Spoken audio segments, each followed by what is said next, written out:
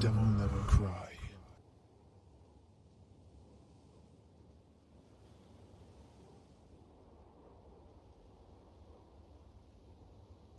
Okay, live with DNC, and sorry for tech difficulties. At least we've managed to show what we wanted to show. So sit down, enjoy. It's Foxcade and Devil Never Cry and DMC1.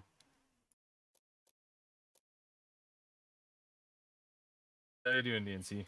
Yeah, I'm all right. I'm not too bad, Fox. I think this is first time talking to you, I suppose. Is it? Yeah, in voice. We talk a bit on Twitter, but never really like verbally on call sort of deal. So yeah. Yeah. The hellscape that is Twitter. Yeah, right. Yeah. You got to find the people that you like in that site, or else it is unbearable. DMC1, eh? What's the first DMC you started with? I'm a fucking classic DMC1 boy.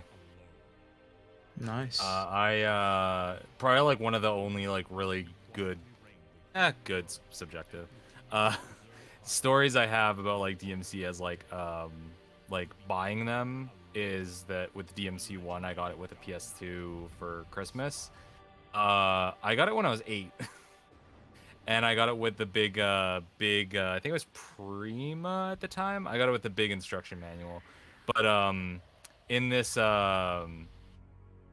intro as a kid, I was like, I don't know if I'm supposed to be playing this, but I'm not gonna say anything. Yeah, What about you, it's DNC? definitely... Me personally, it was my older brother who had picked up a copy, and I just used to watch him play all the time. And yeah, that's how I was exposed to DMC, and it was this game in particular that really got me drawn into it. You know, just like looking at the game case, reading the manual, and all that stuff. Back when games still had manuals. Oh, I missed that. It's something that I wouldn't want to force nowadays because like I don't buy physical copies of stuff. But like back in the day, getting a game and it's like you're driving home, it's like, well, I can't play the game because it's like I don't have my console with me, so I'm gonna read the manual and like extra points if there was a lot of like cool lore details. This is the thing as a kid, I was like, oh, there's boobs. Yeah, with giant like star pasties on them. Yeah. What looks like a bear's head on the wall with a sword through it. Yeah. Yeah. Also, other story I have with the DMC1 was PS2 was the first like big console I had that was mine. Before that, I was given a NES that my dad had, and a Game Boy. So I was not personally experienced with consoles other than playing with friends, like their N64 or their PS1. So when I got a PS2, I didn't know you needed memory cards. I was so universally used to just my cartridge just puts it in and it just saves the data. So when I got a PS2, I had to play through all of DMC1 in one go because I didn't have a memory cartridge for like the first 2 weeks. So me and a friend just blazed through DMC1 for like an entire day, trying to beat it in that single go, and that was fun times. Oh, sounds like a bunch of stress. I mean, I think little me at the time could not comprehend doing it all in one sitting. You know, I don't know if it was because I was younger or not, but games back then just used to feel like they lasted a lifetime. Yeah. Like in terms of pacing, but yeah, not having a memory card sucks. Yeah, it was a very, very interesting learning experience that honestly it resulted in a fun memory. So yeah, I mean, so we're gonna be here for, I guess, what, the next hour or so. What's the fastest you've completed this game?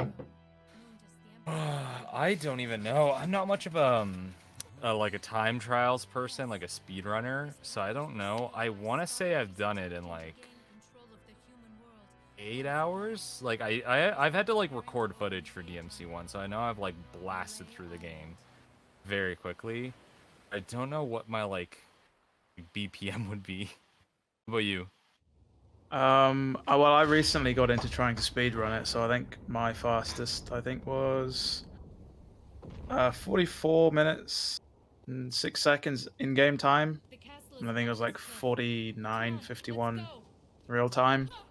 But yeah, you know, like I've probably, despite the fact it's one of the shortest, probably one of the most DMC games I've got the most time in. I think for me, honestly, I think for most time, I think it'd be between 3 and 5. I actually don't know. I'd have to think on that because I did put a lot of time into 1. It's also hard to say because I spent so much time playing a lot of these games for like channel related stuff, so it really makes it hard to like view which game I put the most time into because it's like which one did I have to like pull most footage for and like replay sections just to get that like exact thing I needed. Yeah, that's a fair DMC1 point. would definitely be up there because it's always been my like. I think I'd put it behind 3. I think for me like it'd be like 5, 3, 1, like just because I have such an attachment to 1 and it's such a great atmosphere. I love the like pseudo horror thing it's got going on. That's very unique to 1. Yeah, you don't really tend to see, well, at all in the rest of the games, the horror vibes, which I think obviously stems from its Resident Evil Yeah. roots. But yeah, if you're craving more DMC1, there's nothing really else like it out there. Yeah, there really isn't. Isn't really any good like horror action games in this style. Like I think the closest you can get is actually RE4, which is a game I also am really attached to. It's also a very different beast in of itself. So Yeah, we've just encountered the marionettes for the first time here. I remember being scared as a kid. Don't know what it was. because they're very creepy. They're like very gangly. Yeah. I think they are. Would they be my favorite? I think that I'd say they're my favorite grunt enemy. Like in terms of like your basic like entry level thing you fight in this game or in the DMC series. Yeah, definitely. I think I agree. I think the it would be between this or what's the ones in 3? Like the Hells. The Hells, yeah. Yeah, the Hell Prides and Sloths and Lusts and stuff.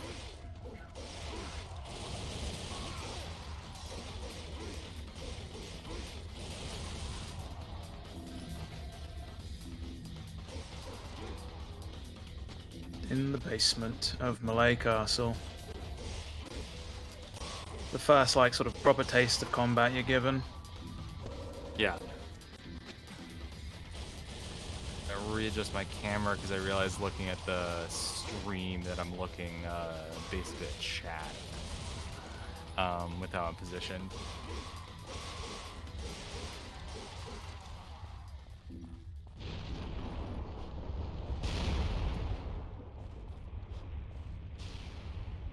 Yeah.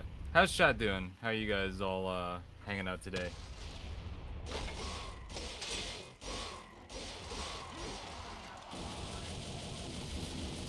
Hard to believe it's almost been going for 12 hours, this stream. Yeah, right? Yeah, you guys already started by the time I got up and was getting going.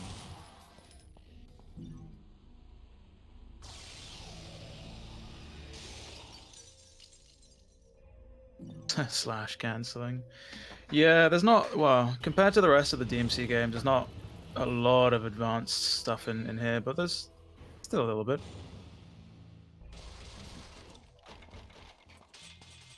God, we got the, what's your favorite weapon from DMC1?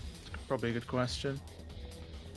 Ooh, well, there's not very many to pick from, actually. Yeah, there's not a lot, but I always go Gauntlet regardless, so it has to be Ifrit. Fair point. But Alistair has like a fucking banging intro in here though, so yeah, I'll let it play out. Let it play out. Of course, Dante being just nailed to the ground. The start of a series trope. Yeah, literally. Right. Well, I think DMC2 is the only one that doesn't have him being impaled. Yeah, that's the only one that doesn't have this very specific thing go on. It ends up being very lore relevant in 3 and 5. Yeah, yeah, literally. Nothing like having the hilt go through your neck. Even as Glorious. a kid, I was like, he doesn't have a like cut in his shirt. His magical powers also extend to his clothing. That's true.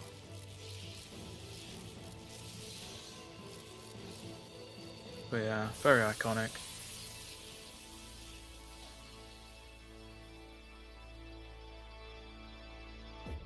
Oh, and we almost hit 6,000, or not 6,000, 600. Hey, awesome, awesome figure to almost hit. Job. Good job. Damn. Remember, guys, we're donating for homeless worldwide. So if you can, donate buttons below the stream, and believe Stylish will drop it in the chat as well. Having him go shirtless in 3 was a great idea because of that. Yeah. Need to worry about holes in clothes if he's got none on him. Which would be your pick for best design? 'Cause you're a very stylish guy, so I feel like you have a very specific opinion on this. I think so. That's a good question. I mean, I really like the 1 design. You know, I think it's just iconic, classic. Maybe it's a little bit of nostalgia thrown in there as well. But DMC2 is really, really cool, especially when you play DMC2 and it's got that, like, I don't know what it is, like that very almost cell shaded look to it, which is quite weird. Yeah. But yeah, it'd have to be a specific look. toss up between those 2. What about you? I'm feeling very similar to you. 1, I have a lot of nostalgia for. It's got a very good look. 2 is up there, and I also I kind of like Cowboy Dante from 4. Fair enough. The old chaps do it for you. The old chaps, yeah, something about them. It's a very good look. I like it.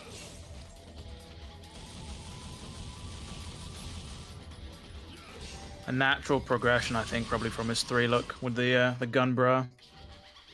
Yeah.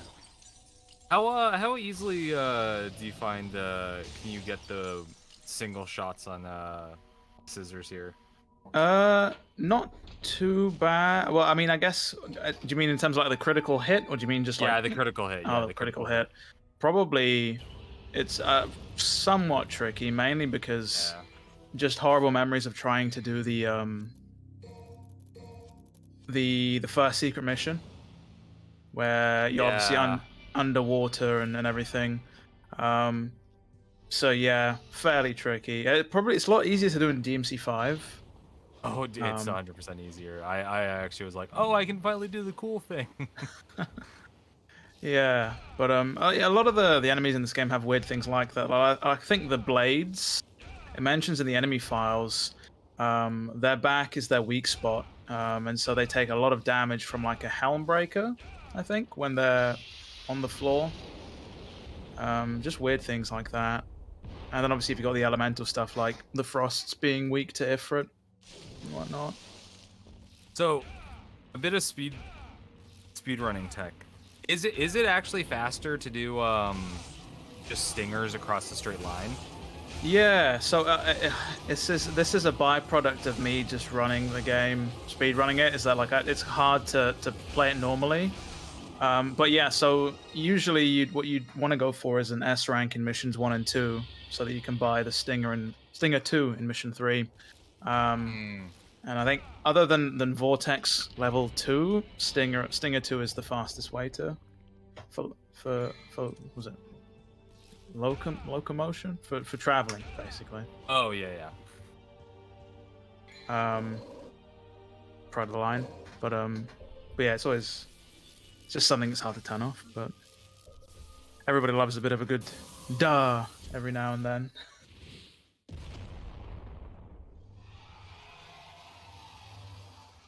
Phantom. I remember this boss giving me a lot of trouble as a kid. This is a very like iconic moment for a lot of people, where it's like this is the first like big wall it just drops on you. Yeah, yeah. It's the first like major skill check you have in the game. What a big surprise. I hope for your sake you got something inside that big body of yours. Chat wants to know, Fox, what's your favorite DMC? Ooh, what's my favorite DNC? See, I gotta go. I have to go 5. I just really loved 5. If it wasn't 5, it would be 3. I think 3's got a better constructed story, but just in terms of sheer replayability, 5 is just everything I wanted it to be personally, and it has the best. For what I like specifically, it has the best Virgil and Nero. So yeah, what about yourself? My favorite would have to be 1. I mean, I don't think it's the best of the series. Obviously, seeing It's your favorite. It's yeah. it's your favorite. Yeah, I 100% get that feeling. Like I said, like 1's like just under like 5 and 3, and it's for very specific personal reasons. Yeah. But I do like the ties they have to DMC1 in DMC5. Yeah. I guess for go the on. long. Sorry, go on. No, I realized I was interrupting you because I go, when I respond to someone, I go, yeah, like I agree, and sometimes I think people think I'm like trying to segue in, and I'm just like agreeing. I was gonna say, obviously, for the longest time, I think the games from 2 onwards felt a bit distant from 1, obviously, because of different directors. But yeah, they really tied it in with 5. Yeah, it was a great, like, hearing a lot of those like classic DMC1 songs being like remixed in very modern ways, and there's obviously like Shadow was brought back with Panther and Griffin and like Nightmare. It's like that was like a really just like great little way to reinterpret Virgil's time as Nello Angelo, and then also and then the Nellos were also there. So a lot of really clever ways to like tie 1 back into the rest of the series. Yeah, without it feeling like shoehorned in. Yeah. As we get the Nello introduction. Speaking of the Angelos, God.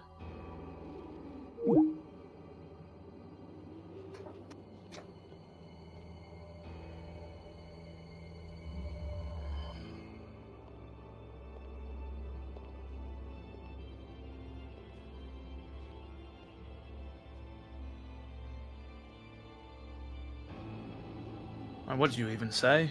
Your reflection just comes walking out the mirror. Yeah, just like you're in your bath towel after a shower, and you just like look over. Thinking hall was the last place I thought I'd find anyone with secrets. Such a cool intro as well. Doesn't even say anything. Just snaps his let's go fingers. Let's go outside. All we need is the cameraman in the corner screaming "World Star."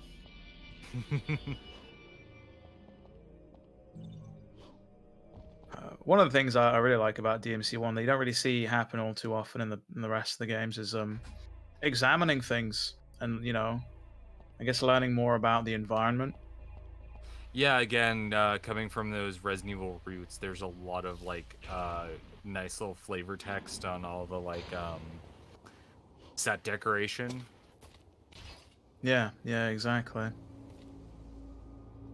You get to learn about the castle and people going crazy in the night and like crops withering. Sometimes I just like to think what the world would be like if Resident Evil 4 and DMC didn't get separated, and it's just this was what Resident Evil 4 was.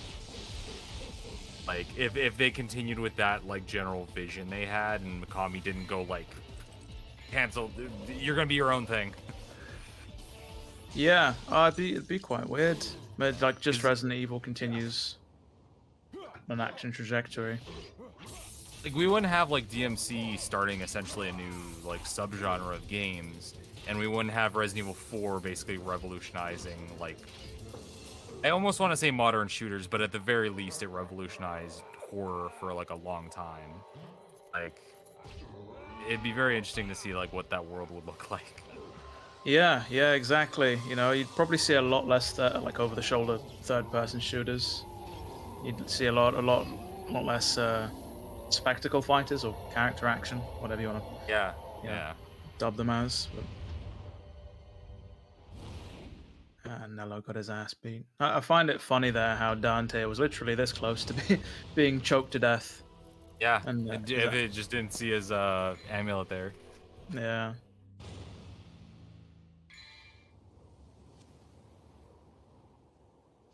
Good old Mission 5. My experience from talking to people, this is the thing that fucked them up more than El Angelo fight before. This one, yeah. I mean, this is something about Shadow. Are you talking about that? Yeah. I mean, well, the shadows. Their health pool for it was pretty much RNG. So sometimes you can get ones that are very, very tough, and some of them that go down super easily. And yeah, so they can be a pretty big hassle. I find the found that jump. The in-law explanation as to why they don't take hits from swords, like, pretty cool. Like, they used to fight a bunch of knights, and so over time they developed a natural aversion to sword strikes, and that's why bullets work so well against them. Oh, that's actually pretty cool. Yeah. Oh, wrong way. But yeah, so if you don't get to this door in time, basically, there's another statue you have to, like, backtrack to refill the melancholy soul full of more melancholiness, and then take it to the door. You gotta fill it with more sadness. Yeah, exactly.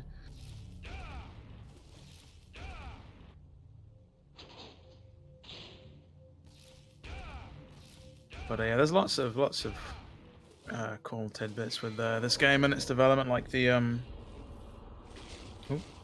like these bugs, and how initially they were only I believe supposed to have walking variants, and then shortly midway through development they managed to add the flying variants as well.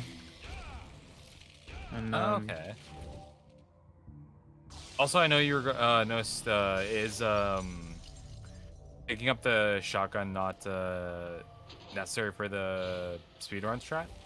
Yeah, so essentially, yeah, well, pretty much, yeah. It's like, it's literally, once you end up getting the grenade gun, you don't really pick up anything else, really use anything else. But yeah, so the speedrun strats usually have you do really well in the early game, enough to get like Stinger and whatnot, and then it's literally just Holy Water City, because they end up. Well, it's the only difficulty where Holy Waters actually do any amount of damage.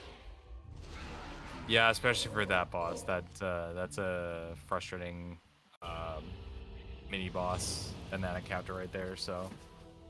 Yeah, and then now we have to holding the key of Ardor, we have to do some backtracking back up to Nello's bedroom, which yeah, first time ever hearing the word Ardor or seeing it. I think that's probably having a lot with me in terms of video games as a kid, like learning a bunch of words I've never seen before. Wait, what word is that? Ardor, Ardor.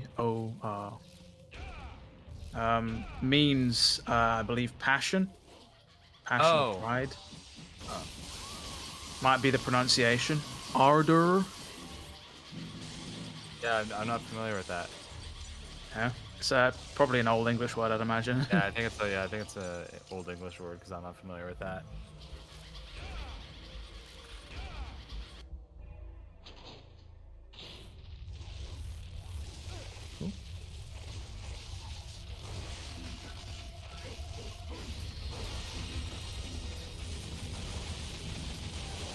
Holy water, yeah. The Jesus juice, as I like to call it.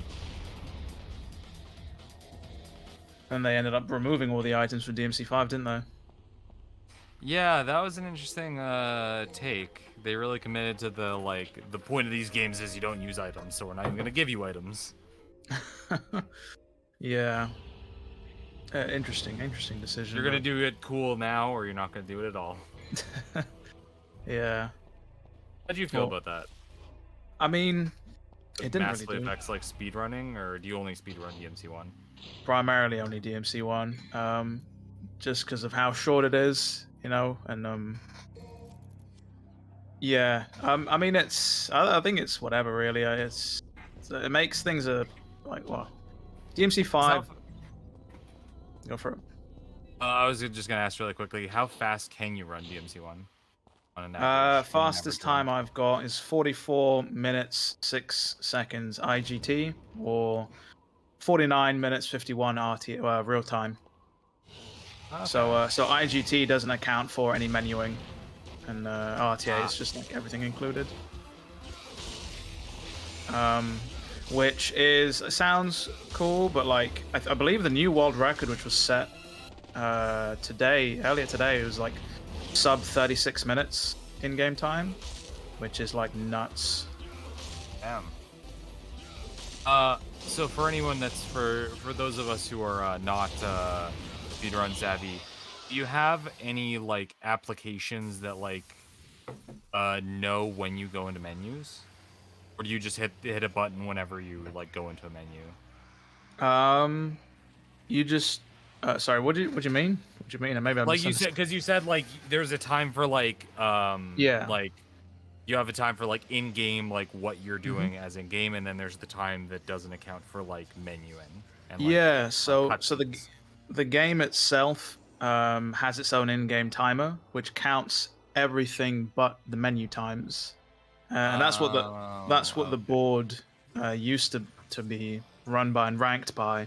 And then I think last year the decision was made to also include pretty much everything, including the menuing and stuff. So the timer is based on you hitting like a timer as soon as you hit new game. Yeah. Okay. So when you finish the game, you'll get your final in-game time. Well, then the one that everyone uses now is a timer that you set yourself. Oh, okay. Yeah. I don't think I'd have it in me to speedrun the other games. They look very like well. This game's fairly challenging to run, but like in terms of extended play of using speedrun tactics, you know. This game's very like nice and straightforward in that nature. Yeah. There's a few moments of RNG, but you know, if you end up scuffing a run, it's only 20 minutes you lose. Whereas, you know, I'd hate to get like 45, almost 50 minutes into a run and then just boom. Yeah, like hearing about some of the Dark Souls strats where it's like, I need this thing to drop this particular thing in this instance, or else I scrap the entire run. It's like, Jesus Christ. How many like failed attempts are on the floor?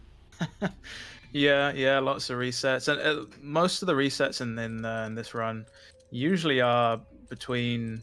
Whoops, where's the grenade launcher? There it is. Well, mission 1 is a pretty big reset time when you get like high up in the board, because you can get different marionettes that spawn in that basement, and depending on the color of their shirt, like, you know, they have different health values. So you can get a bunch of like purple and red marionettes which take a lot longer to kill, and that can be a reset point if you're like super optimizing your run. And those are the ones at the base. Like, yeah, you said in the basement that you can't like just run away from. Like that's no, like yeah, exactly. Counter. Yeah. Mm-hmm.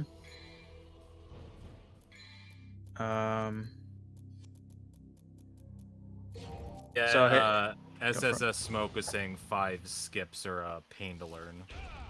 Yeah. Oh, yeah. They've got like out of bounds stuff, don't they? So that's what a pain. But yeah. There's not very many.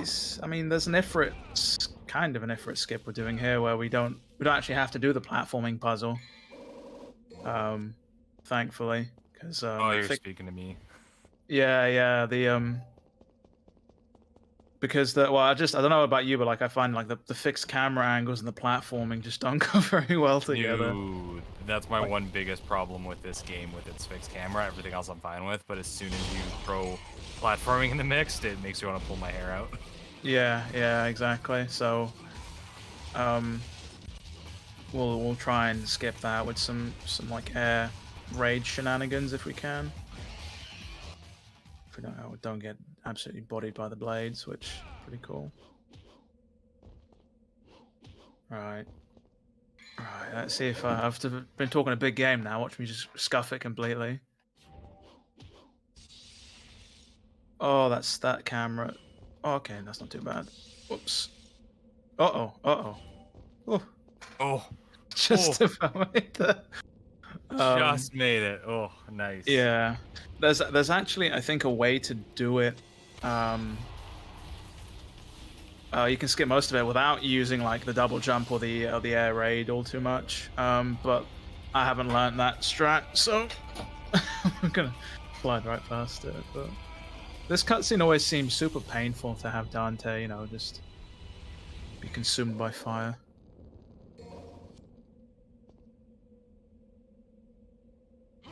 And then now we coincidentally get to completely skip Griffin, the KFC bucket. Oh, is there a way to skip Griffin? Yeah. It's not even it's like you just walk to the door and leave, sort of thing. It's kind of, yeah. I'm not gonna have this boss fight. Yeah, literally. I mean, you miss out on the orbs and stuff, but you don't have to do it. I've very clearly never really looked into like DMC speedruns. I've just never really been a speedrun person. I think it's like a cool thing, but like it's never been my like style of gameplay. Yeah. I mean, for the most part, I'm not really much. I like to watch people speedrun, but I myself am not super big into doing them. But yeah, no, it's just one of those things where once you kind of learn a speedrun for a game, or you learn the back end of it, and you see the seams, you can't really go back, you know? Yeah, I imagine. But yeah. Did you ever play much DMC2? Yeah, I've played it definitely the least out of the franchise, but like I put some like time into it for, you know, research and whatnot. My opinions are well known. What about you? Yeah. I mean, I played more of it, I guess, recently, on the HD collections and stuff, going for the platinums and whatnot. But I only ever played it maybe a couple of times on the PS2. Is it hard to platinum? Not necessarily. It's just you kind of have to go through and just complete the game, really. You know, like max out your health, complete all the difficulties, find all the hearts. I'm assuming like one trophy like per mission sort of setup.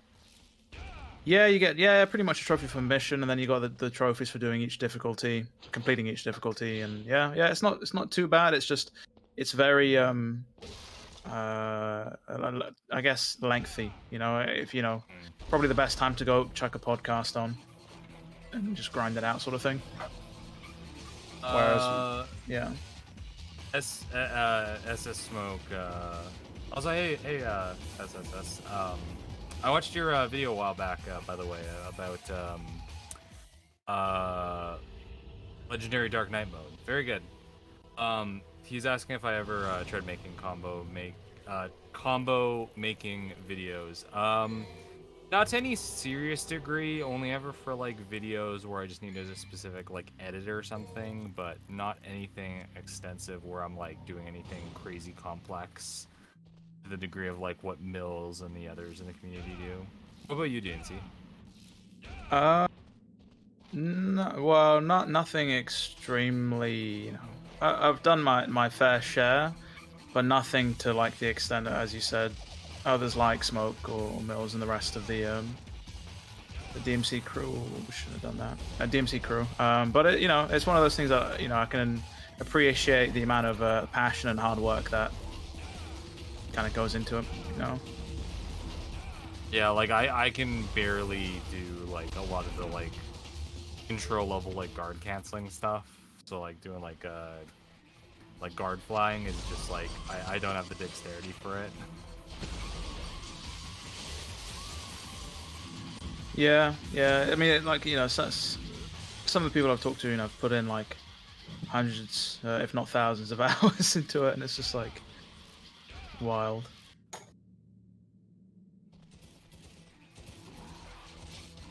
Who would you say is your favorite character then, Fox, to play as?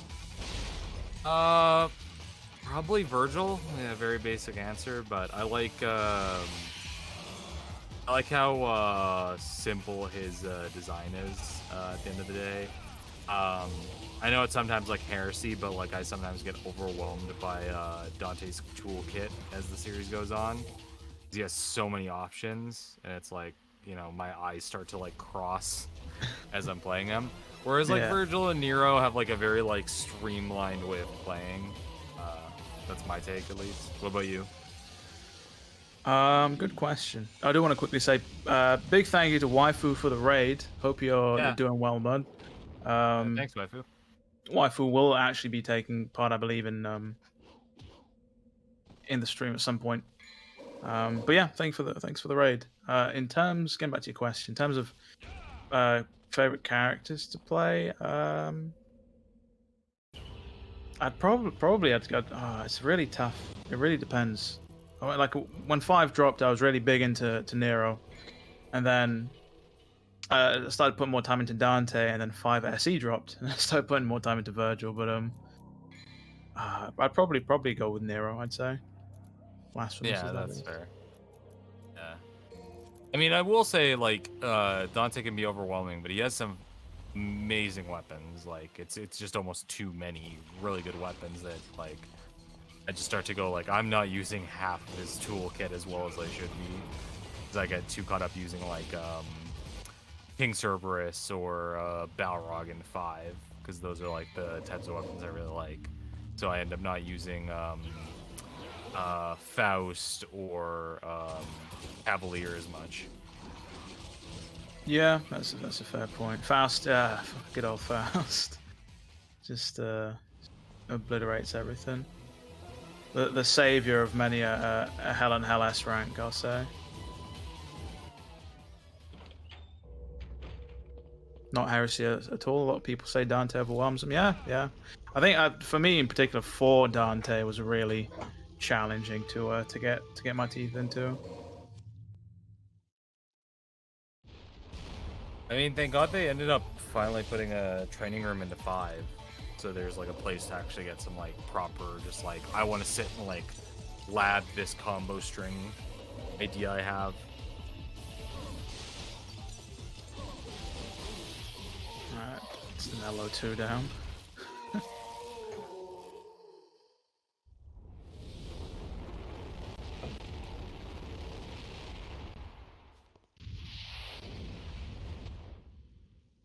For Dante, super hard when it comes to execution.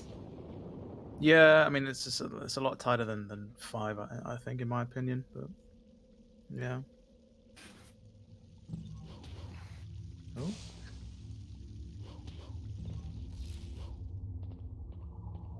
I'm a big fan of the context-sensitive animations they have in this game, like the ledge grabs and stuff, or dropping off of ledge, or sorry, stepping off. I was about to say I really like the stinger jumps in this game. Yeah, they feel like they really give you a sense of speed. Whereas I think in some of the other ones, like 5, like the jumps a little floaty. Yeah, that is one complaint I heard from some people about 5 is very floaty jumping animations, which I get. That's a valid point. Because I do like the snappiness of like 1's animations. And now we move on to the old water level, everyone's favorite. Everyone's favorite. Everyone loves it.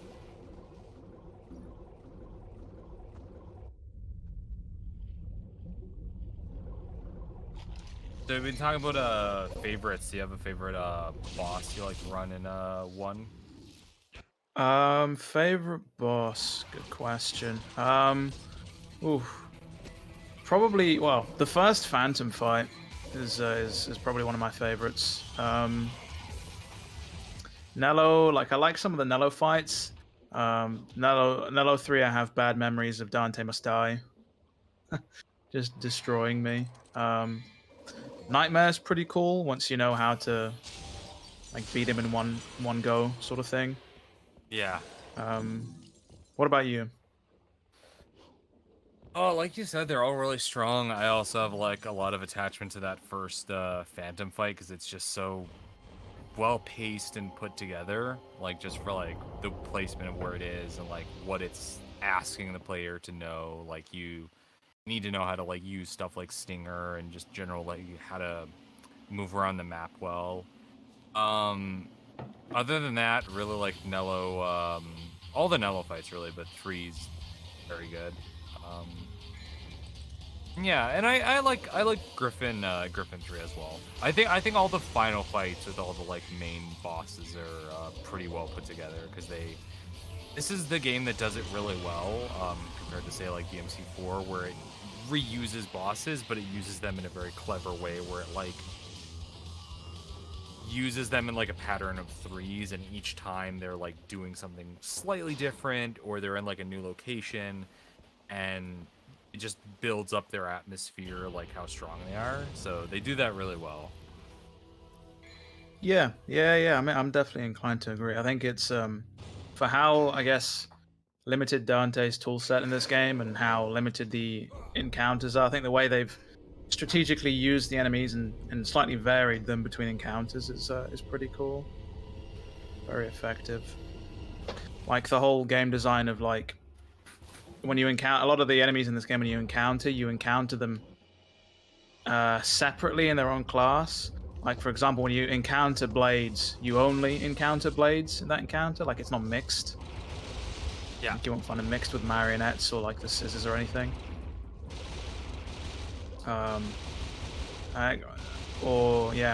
Encountering scissors, it's only scissors. You encounter fetishes and marionettes together, but they're pretty much the same sort of puppet enemy. So, but yeah. One thing I like that 1 did that 3 kind of did, and I think 4 did, and then 5 brought it back in spades, is every enemy gets a like unique intro just to teach you kind of like this is your new enemy, like, and you kind of get like a little bit of a hint of like what their thing is, and it's not just kind of like dropping an enemy in front of you. Yeah. Well, first impressions are everything, right? So yeah 100%.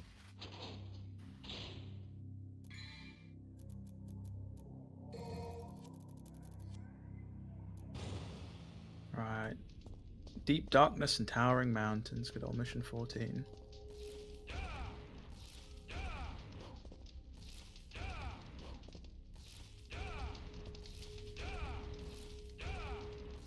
That's a gunfight.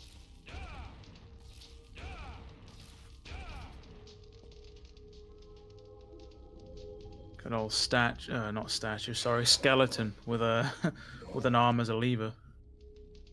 Jeez.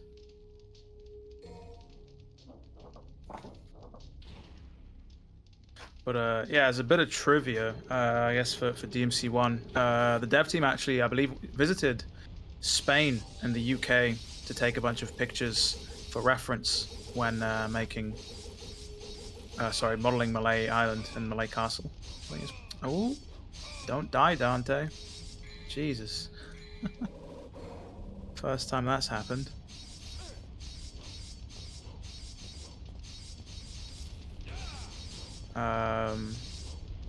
What other trivia do I know?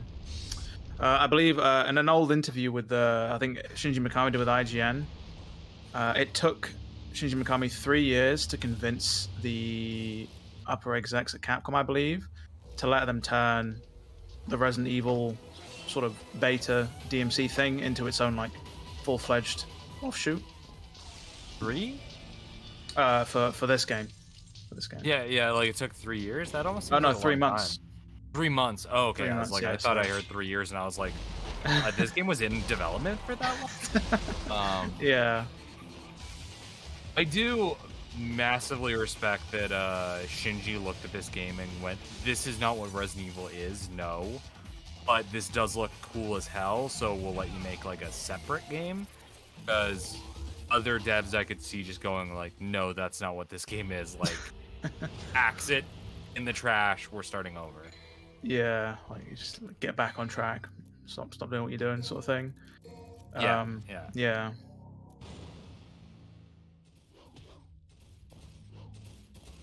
Sensel sketches. First impressions of DMC5 reveal trailer. No, it's DMC2. I get that. I saw a lot of people think when they saw Nero that it was DMC Dante, but then it was like, oh hey, that is Nero. Okay, yeah, cool. And now I think that like I've said this for a while. I think now that like 5 exists, I think that like tempers with the reboot have very much chilled, and it can just be its own thing. Because I think a lot of the frustrations people had with the reboot was it's like you won't be able to ever see this Dante again. But now that that's not true, it's like, oh yeah, that can be just its own thing, and it's doing what it's doing, and it does that well. Yeah, exactly. I think I think a lot of the discourse has died down now that 5 is a thing. Yeah, I mean, yeah, it's there's no point in like continuing at this point. Just let people that like that one like it, and you know, I think DMC the definitive edition also kind of helped temper that because it fixed some of the gripes some fans had with it. Yeah. So you move into the final Griffin fight in the Colosseum. Good old Colosseum. This fight used to give me a lot of trouble. I think mainly because of the arena. As a kid or just for speedrunning? Both, to be honest. Yeah, sometimes Griffin can go off and do his own thing in this corner. Usually you'd hit him with holy water and then a couple of grenade shots and force him to land. Oh, there we go, didn't take too long.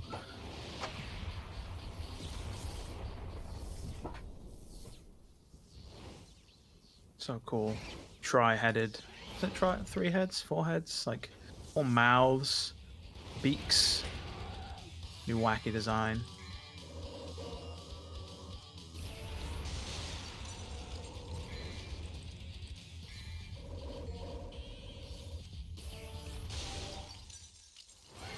And there is Griffin. Down and out. Oh, I actually agree with what Techno Syndrome is saying in the chat. It's hard to say exactly what would have happened, but I can't imagine DMC5 being as good as it was in a world where it just came, where it was just the game that came out after 4. Like 4, like 5 needed that build up almost. Yeah, I mean it's the difference in style. They, well, you know, obviously they're the stylized sort of look, anime-esque look for 4. I wonder if they would have continued on with that for 5 had it come out sooner. Yeah, right. If they would have went for the gritty look, yeah. Yeah, and I mean like going by like stuff Itsuno has said, and even just like visually what you can see, he took a lot of stuff from Ninja Theory, like whether it's stuff that he like gave them ideas for and they implemented, or he saw them doing it, he's like, that's actually cool, I'm gonna implement in the next game. Like, you know, 5 would be a different game without the reboot existing. Yeah, exactly. It's kind of like they you know, the cream of the crop. They took what they wanted and made it their own. But I mean, it's funny to think that like the for this game, the dev team had to convince Kamiya to put a jump button in, Yeah. which is like, why? The DMC with no jumping. I wonder how that would have played. You beat him. Maybe it was too easy for you. Mundus. And then even when they did have a jump, I think it was mapped to triangle. If you remember, the original control scheme had jump on triangle. Yeah, that's It's weird to think about. Crazy. My mother used to always tell me that my father was a man who fought for the people. Is Dante monologuing to Trish after watching Mundus just destroy Griffin? I will. Yeah, in DMC1, that is one thing that's like notable is that Dante does a lot more little monologues. Yeah, he seems pretty torn up about the fact that Mundus just killed Griffin, you know? He was just trying to kill you a couple of seconds ago, you know? It's like, that's fucked up. Shouldn't have done that. That's your guy. That's your boy. How you gonna do him like that? Pick up the old Wheel of Destiny. I do like some of the references they've made here in DMC to like, what would you even call them? Like history, I suppose. Like they have the Staff of Hermes, obviously. Oh, with mythology. Mythology, that's the one. Yes. They also make reference, I think, to the Arthurian legend with the King of Avalon, something like that. Mundus having 3 eyes. That's a classic thing in mythology with like I don't think it's Satan specifically, but some version of like a devil, because they have 3 eyes. Yeah, they also mention Pluto, who's the Roman god of death, I believe. Yeah, he's the Roman equivalent of Hades. Yeah, exactly. And they mentioned in the library in Mission 2, Pluto's dragon and whatnot, which I guess technically we come up across a dragon at some point, which yeah, it's questionable if it's a dragon. It looks like a dinosaur, like the dinosaur bones, Yeah. but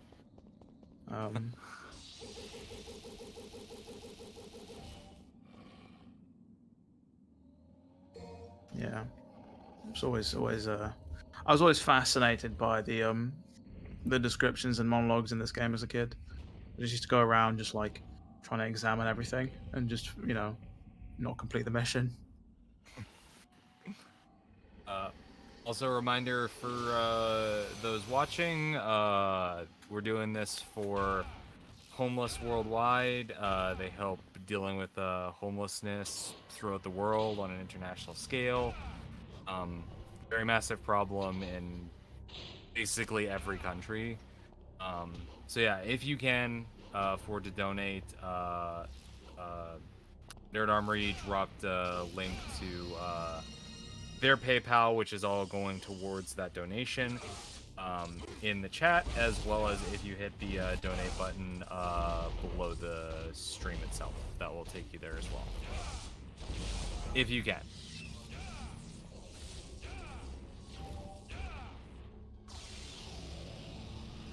You have to monologue when there's no other characters to talk to. I mean, yeah, I suppose. Trish talks sometimes when she's in the scene. And yeah, it is funny to think as well, though, that like Trish saw Griffin just get blown to bits, right? And she's probably thinking like if she doesn't end up taking care of Dante, the same will happen to her. Yeah, good reminder for her.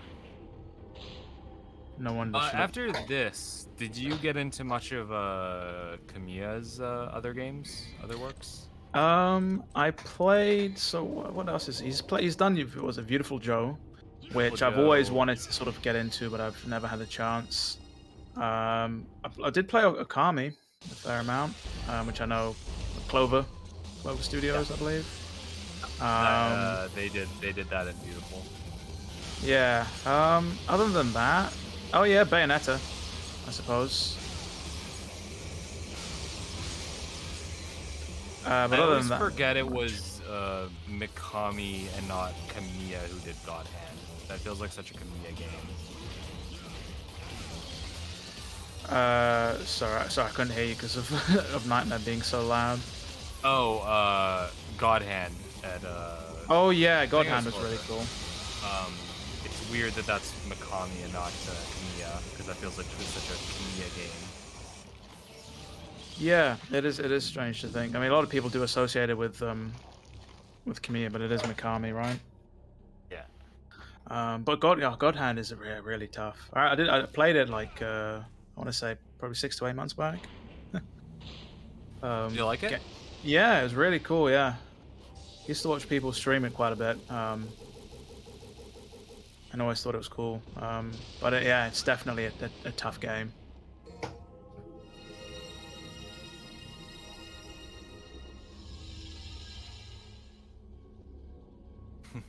I like Techno Syndrome. If Kamiya did God Hand, it would 100% have more space harrier sequences. Oh, please, no. All the afterburner sections. Yeah. Well, I wish yeah, just non-stop space harrier.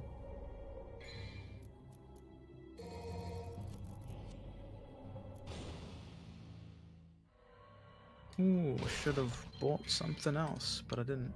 No matter. Use a Devil Star.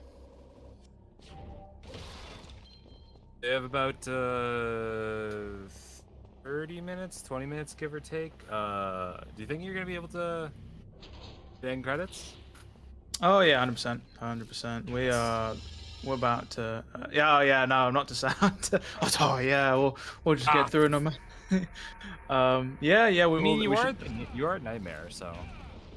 Yeah, we're at Nello 3 now. I mean, it's you know, one of the things that I find rather peculiar about some of Kamiya's games is how he always has the last few frames of a cutscene just leave you vulnerable and not tell you obviously that you have control.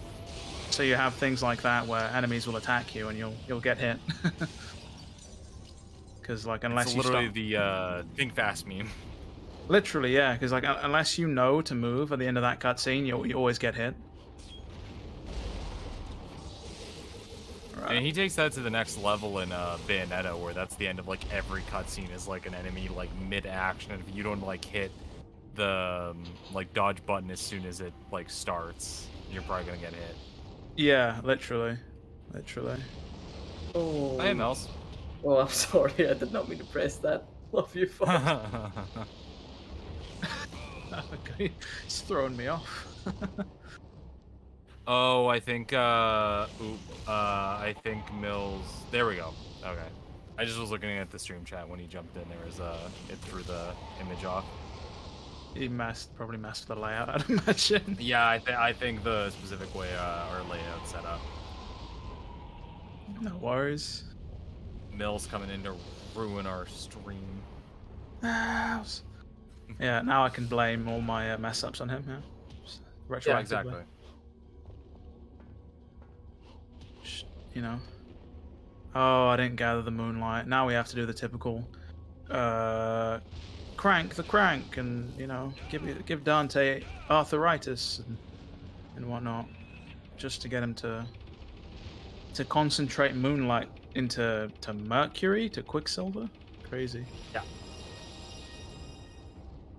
Oh, and people in chat, don't forget Wonderful 101. I still need to play Wonderful 1. Yeah, play Wonderful 101. Banger game. Yeah, same. I saw the Kickstarter and I don't know what it was. It's just a backlog. That's what it is. There's too many things to play, not enough time. There's so many games coming out and that are out. Good old Dante. And meanwhile, I'm just replaying Yu-Gi-Oh! Duel Links on my phone. Oh yeah. I used to be into that for a time when it was released. Dante out here just juking in the camera, just casually, just, you know. What? Yeah. Switch back to the grenade gun. Enough dilly-dallying. Right, time to go and cheese our dear brother. And inquire about some chocolate cake for the twins' 8th birthday. Oops.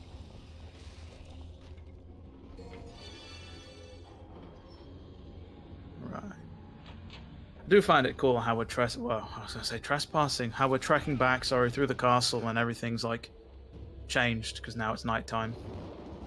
It's and the lights are out. really smart development. Like that's what I really like about DMC1 is like you could tell they didn't have a massive budget, but they found really clever ways to like remix a lot of their assets.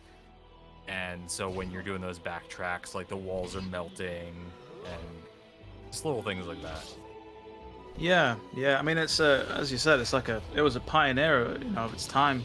There weren't a lot of 3D action games out there in 2001 with this level of like, I guess, fidelity and detail and control. Control that they give to the player, if that makes sense. Yeah, 100%.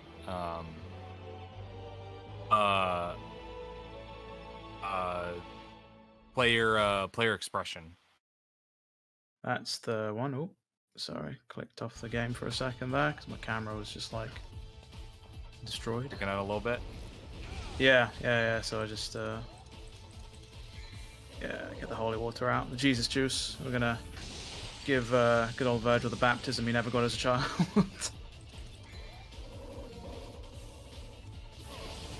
And these strategies won't work on hard or DMD because on DMD I think it does almost no damage. Holy water. Oh really? Yeah, literally. And even on hard it does pitiful damage. Is it designed to like just do minimal damage so you have to fight him, or is it just he takes so much damage? I believe it's. That's a good point. Actually, I haven't taken a look at the values. But I do think it's that it just does. They've reduced the impact of the actual item itself as opposed to giving them an insane amount of health. Even though they do have a fairly really clever, decent health boost. Yeah. Like the fact it's just like, no, you can't use items to get out of this. You have to fight them. Yeah. Virgil, Dante, happy birthday.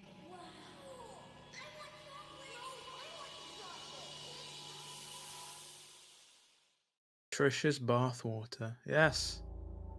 I guess someone's been hanging out in some of my streams. Is that some stream lore? Yeah, I don't know how it started, but it just ended up being that the holy water's Trish's bathwater. That just doesn't make any sense, but I go along with it. You know.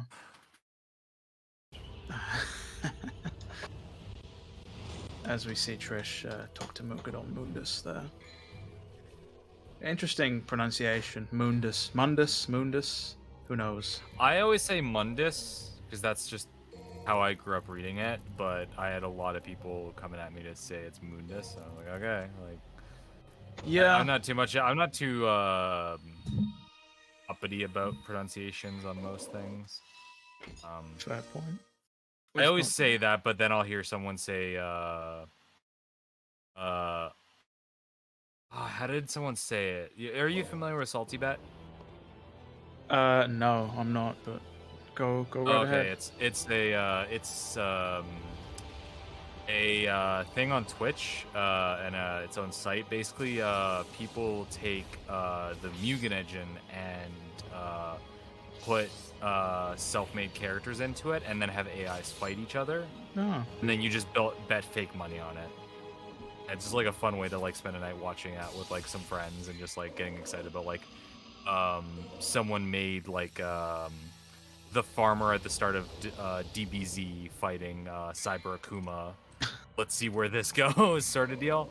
Yeah. But I was talking to someone and they were saying like Mugen, something like that, and I'm just like, it's and I'm just in my head, I'm like, I'm not gonna correct him, but in my head, I'm like, it's Mugen. Yeah. You're about to throw hands because of yeah, no. How dare you mispronounce this word? I've never heard anybody pronounce it Mugen, but yeah, that sounds like a... Yeah. It's always someone that's just never had to say the word, so it just... Yeah. They just say how it is pronounced in their head. Cool sword immediately switches to Alistair. Yeah, unfortunately, the Spada sword does not really... I believe it's got a better base damage than Alistair, or Alastair, however you pronounce it. But there's no DT. no double triggering, then, you know, how are you going to pull your double trigger if you don't have one? You know? And do speed run fast. Funny run time. Yeah, this always gives me anxiety because you need to remember where to go. Because if you don't get to it in time, the water will drain and you'll just plummet to the ground. We made it. And there's just like a we get the philosopher's egg, you know, Philosopher's egg. no alchemy, but there's just a crow sitting on top of this. Like a stuffed taxidermied crow. Oh, come on, Dante, do your context sensitive. There we go. I thought you were about to like show off some like tech where you jump on them and it drops like a bunch of red orbs or something. Oh, if only.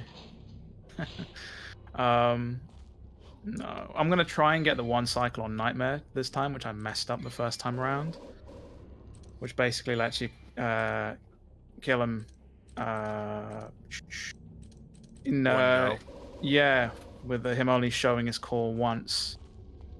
It involves some stick spinning to get out of recovery frames and then whatnot, but it's we'll see.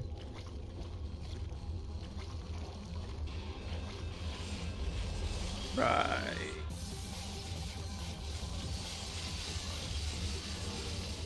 Pseudo Wholesome says Sparta does as much damage as Alistair DT. I believe. Does as much damage, Alistair DT? Yeah, it does. It does. It's just I don't know what it is. I suppose it is just speedrun shenanigans. But yeah, that was the one cycle. Yeah, you can. Nice. You can pretty much alleviate. Just like you literally just run off to the back of him to bait him to do the butt core. Hit him with a combo and then just.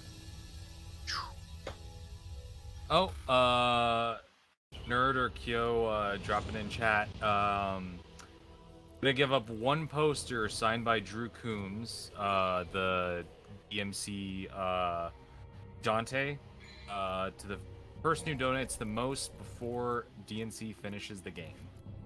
You guys have what, like 10 minutes? You got 10 minutes to donate some fat stacks, and you can get a signed poster by Drew. It's a pretty spicy incentive if I've ever heard of one.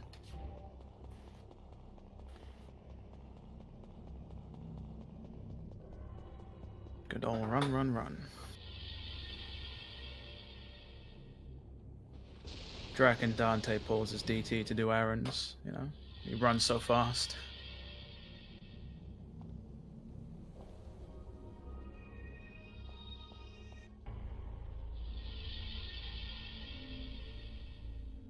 Into the mysterious mirror world we go. We encounter a bunch of nobodies, literally. Philosopher's Stone. Horrible things. Oof. Oh, I love these guys. Yeah. I think their enemy file mentions they're ranked so lowly as demons that they have no name and no title or class of demon family, yet they're fucking strong motherfuckers who can easily just kill you. So because they got something to prove. Yeah, literally. And I took that personally, ramped to the max.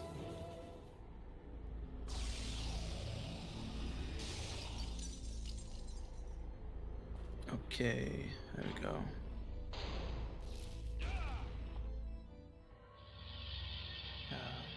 The organ music in this game as well, I think, is probably one of the highlights. You don't really tend to hear organs used all too much in video game music. No, and that's why I like the music in the intro level. It's such like just a simple little piece of music. It's just like the dun dun dun, like that tune. Like yeah, that has always stuck with me for some reason. And I think it's because it's that organ usage is very unique.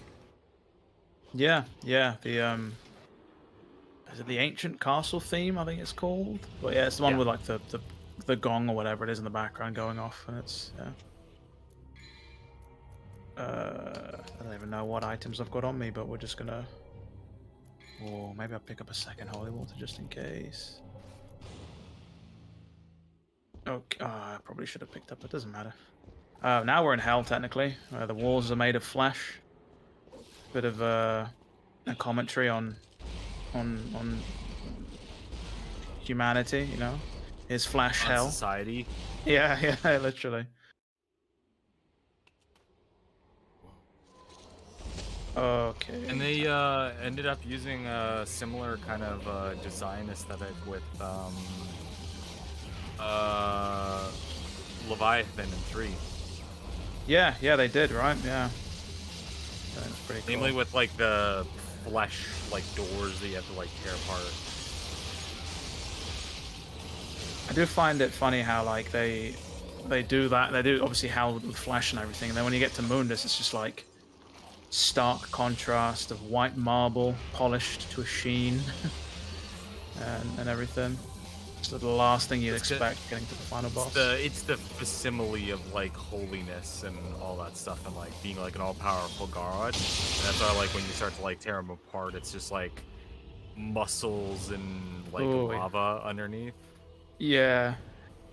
We live in a society. DNC. Classic smoke. Yeah, when it's like the sinew and bone, like spaghetti mundus, basically. Yeah. Sure, I'll buy a purple orb, why not?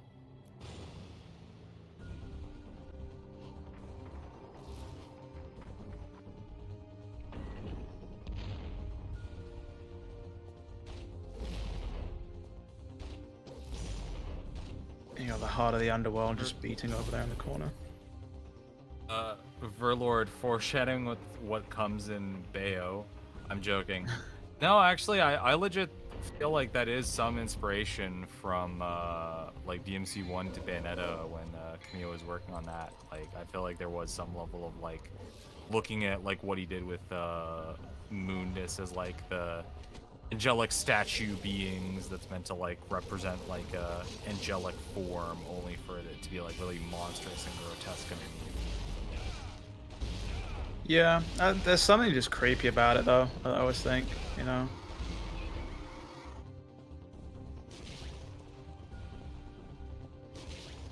Good old exploding giblets from the nobody's bodies.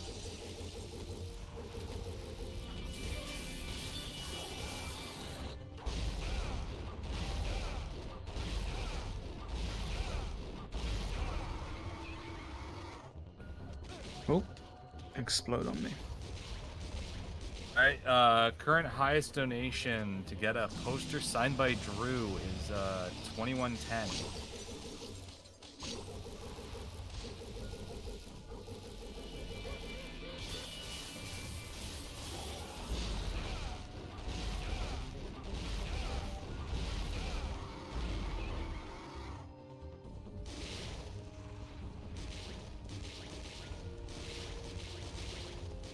Part was one of your least faves. Stupid fibrils. Yeah, if you get too close to the old demon spaghetti, they'll suck the life out of you, and not in a good way.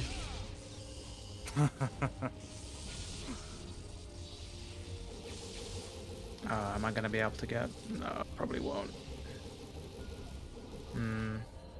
There's a skip you can do here, which is pretty cool. That lets you skip pretty much the entirety of this section. But it's very finicky to do. It requires basically vortexing up towards one of these plasma enemies and then breaking lock-on to just shoot up to the ceiling. Oh, so you're kind of like slingshotting yourself up. Yeah. But it's tricky. And if you fail, especially during like a speed run, you'll lose time. Obviously, more time than if you'd just gone with the safe route of just platforming. But yeah.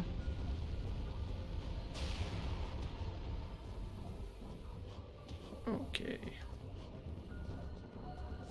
But we're coming up on Mundus here. We're about to put hands on this fella. Okay, and there we go. Alright, how many I need to buy a bunch of Devil Stars.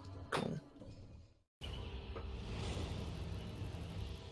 Need those Devil Stars for that final boss fight. Yeah, we're literally just gonna tell Mundus to forget all about his flying section. A shiny floor. Wild. It's a really nice bit of like art direction for a room that you only ever see in the occasional cutscene and in this one sequence. Yeah, I mean it's also funny because right at the start of the game in that grand hall, there's a statue of Mundus, and Dante's in a monologue. Makes mention of it being a god that the Castellans worshipped or whatever, and then lo and behold, you find out it's Mundus. Well, and that statue's gone the next time you visit it too. Which is a nice little detail. Yeah, yeah, yeah, you absolutely stunned me there. I didn't actually think about it in that way. I just thought it was the castle changing its how it looked, but yeah. Yeah, I like the implication that just Mundus is just like, I'm gonna check in on him. Just like, what's he doing over there? What's going on over there? Yeah. Yeah, the what am I even trying to say? The things you can find scattered around the castle make mention of the Castellans from the 12th century starting to make weird modifications to the castle, as if possessed by some evil spirit, and all sorts of weird things like that. So I'm sure Mundus has had his eye on this place for a while. I like the idea of all the Japanese devs at Capcom going to Spain and getting really freaked out by it. Between this and Resident Evil 4, they're just like, something about Spain, just really cursed. Yeah, Spain, the cursed country. You've heard it here first, straight from Foxcade.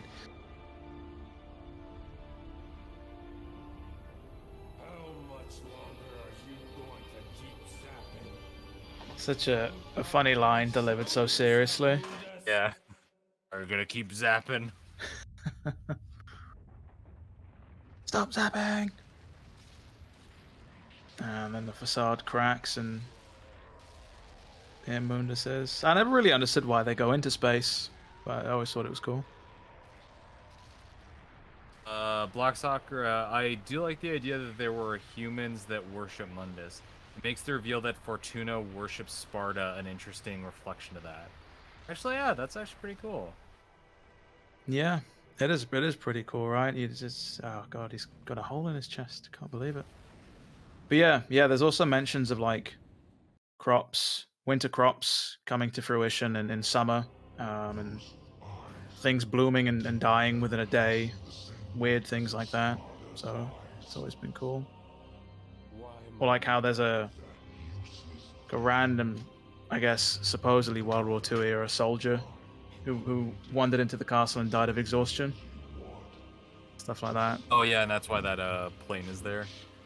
Yeah, and the grenade gun as well, the one that he's holding.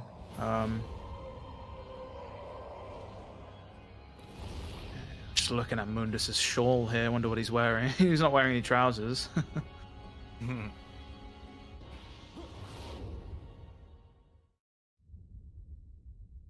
Those leg curls from behind, yeah. Oh. And there's Sparta. No, well, it's not even Sparta. I don't know what you'd call that. Dante with Sparta's form. I like how Dante doesn't give two shits about Virgil, but goes berserk for Trish dying. Literally, right? It is pretty funny. Right, time for. Oh, and we got another highest donation of 35.17. Jonathan. Damn.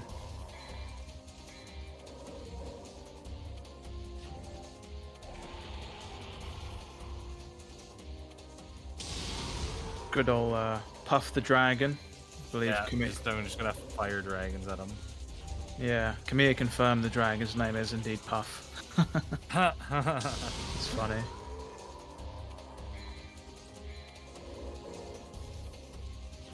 Yeah, he's about to get dragged to death, and then we take him on in his second form. After he snipes us.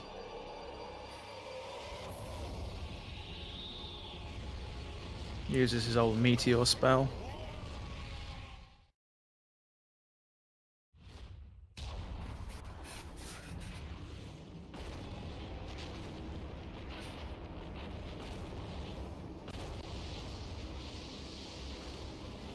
I guess another bit of trivia. So Dante's coat, the texture for his coat was actually taken from one of the dev members, I believe Yasuko Shimoda, who also coincidentally did the background and concept art for DMC. Okay, nice. Also, I did not know the speedrun strat is to just jump into the lava and go nuts. Yeah, it's pretty much just hop into the lava with your DT, go wild, and then pop an untouchable.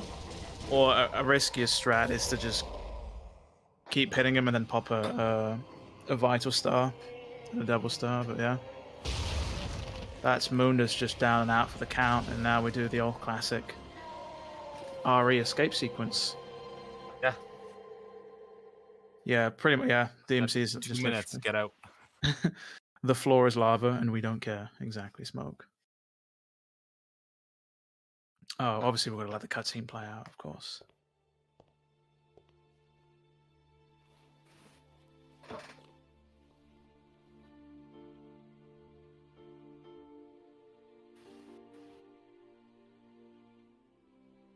My mother risked her life for me, and now you too.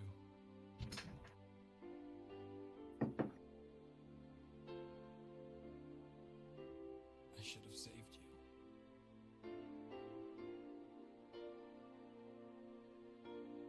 I should have been the one to fill your dark soul with light.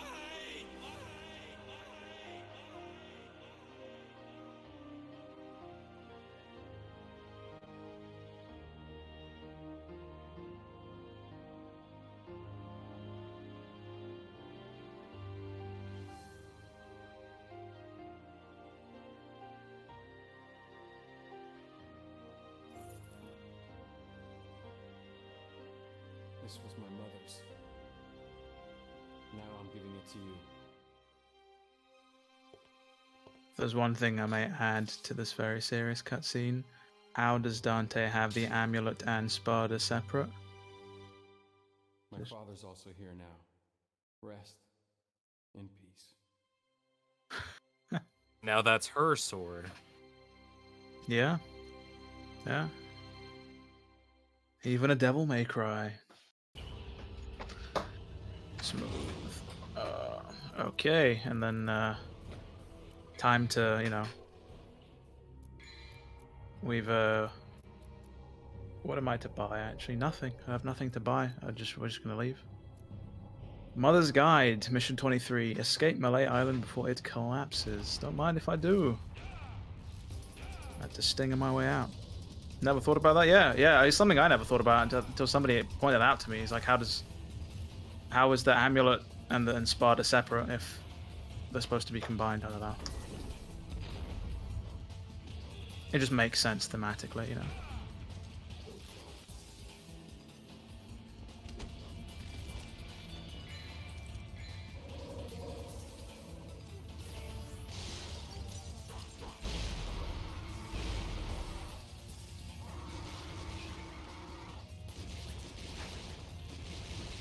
Casually running in a circle, right? Let's zip on out of here. And the pulsating like doors. Ugh. Horrible. So Never heard them described as pulsating, but yeah. Well, I was gonna say something a lot worse, but I would just leave it at that. Yeah, the implication is there. Yeah, last chance for that guaranteed signed poster by Drew Combs. Current donation is $35.17.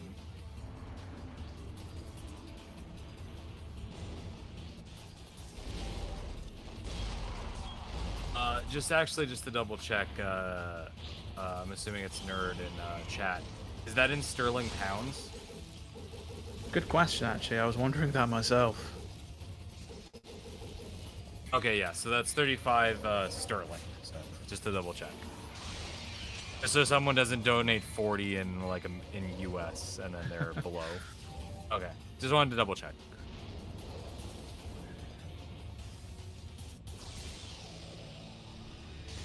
And then all of a sudden we're back in the biplane room with a biplane that shouldn't work.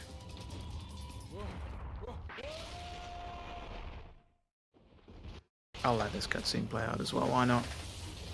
Yeah, these last few ones are pretty good.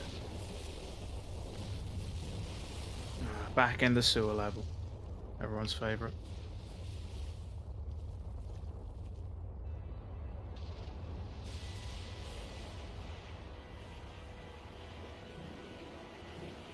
Oh, flashing lights.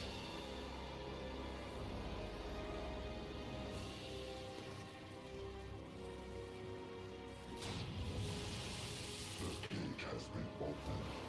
Dante, you are not getting away. This is where you will die. I'm not going anywhere. Besides, there's no place to go. Look around. This will be your burial ground as well. And here comes Spaghetti Mundus.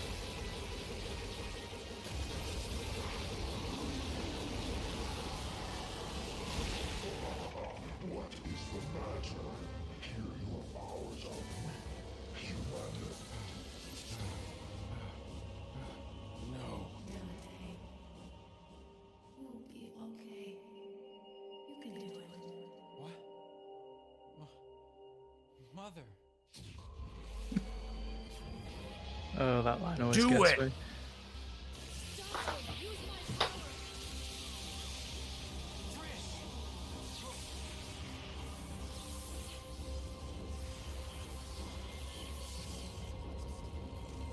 I do like that from this and like one other cutscene, just cemented It looks like we have a winner. Trish's ability as being lightning based. Yeah, Like in literally. every other piece of media, it's like, no, she's just electric.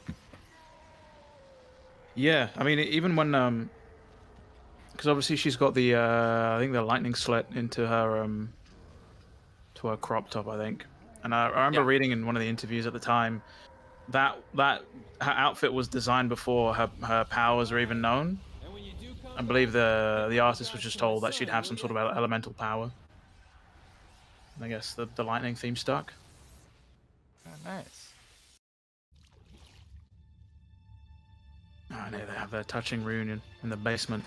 Trish. Dante.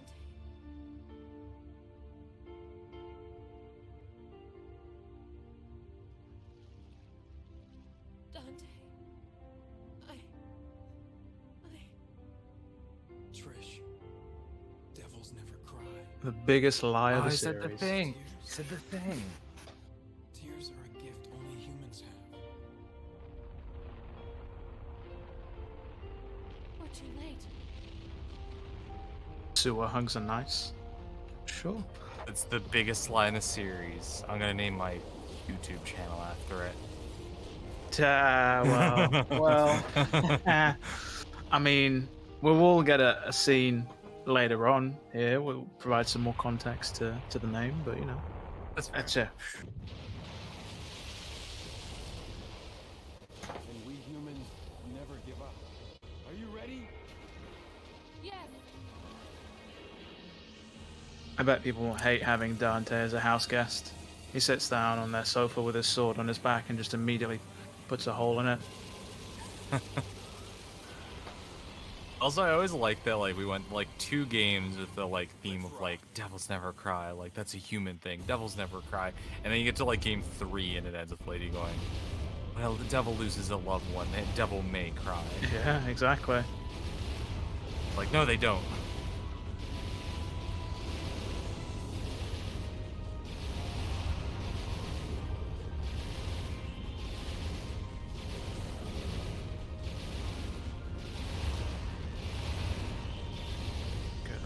I've never actually died in in this segment, but today's not gonna look like it's gonna be like one. But Actually, I just realized Lady's the one who says may cry where everyone else says never cry. She's the only human that ever talks about that. Now that I realize it, like pure human that ever makes that observation. You need to be making a video on this, Fox. That's it. Yeah, There you right. go. You got your own. You've got. The thematic meanings of Devil May Cry. There you go. Airplane combo mad. Yeah. The sky. Just shut the engine off mid-flight and nosedive into the ocean. The sky is fair. It'll always be above everyone's head, no different.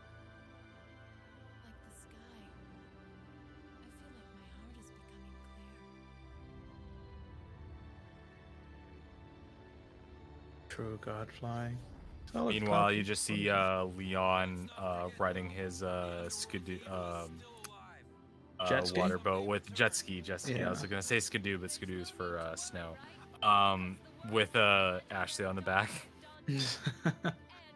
Oh, that would have been a pretty cool crossover. Makes sense, you know. They both very similar ending. Oh yeah, and Dante's named his shop to the best shop name possible. Yes.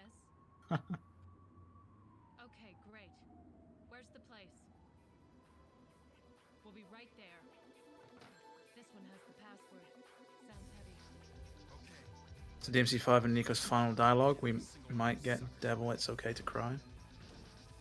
5 minutes. More than enough. Team Little Team Devils. Little Angels. Or Little Devils. I'm so used to saying Little Angels because that's the team that they became. Yeah, well, yeah, it's hard to argue against that actually. But yeah, that was DMC1 in a weird amalgamation of cutscenes and sort of speedrun tactics, you know. Yeah. I genuinely learned a lot of little things from that because I've never actually sat down to watch a DMC1 speedrun. Yeah, well, there'll be more. I believe there are some people from the speedrun community who will be streaming at a later date who will do a far better job than I did. We have both Cosmic and Waifu and who else do we have? Maxilobes, I believe, as well. Yes, Maxilobes also. Yes.